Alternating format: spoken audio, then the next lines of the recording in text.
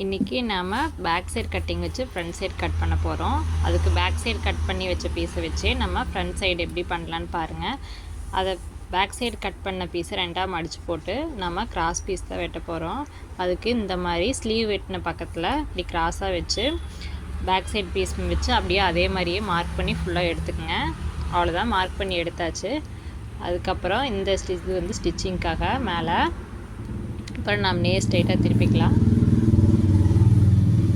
திருப்பிட்டு அளவு ப்ளவுஸில் கொக்கி உள்ள பக்கத்தை வச்சு தான் நம்ம ஃப்ரண்ட் சைடு கட்டிங் போடணும். அதுக்காக நீங்கள் ஃப்ரண்ட் சைடு அளவு எடுக்கிறதுக்காக நம்ம கொக்கி உள்ள பக்கத்தை வச்சு தான் நம்ம அளவு எடுக்கணும். பாருங்கள் எப்படின்னு.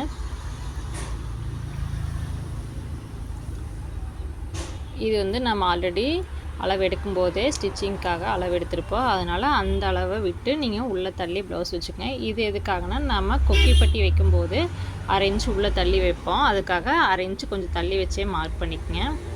இது டாட் பிடிக்க கீழே பட்டி டாட்டு, அவ்வளோதான். இது ஆம்கோல், இது வந்து டாட் 3 டாட் பிடிப்புங்களா கீழே ஃபஸ்ட் டாட் அந்த அளவு. இது ஆம்கோல்லேருந்து கீழே ஹைட்டு, அவ்வளோதான். மார்க் பண்ணி எடுத்தாச்சு. இப்போ இந்த 3 டாட்டையும் ஜாயின் பண்ணிக்கலாம்.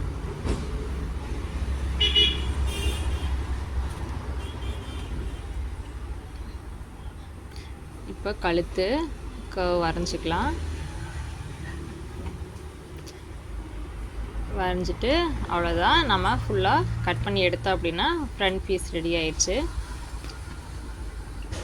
நீங்களும் இந்த மாதிரி கட் பண்ணி பாருங்கள்.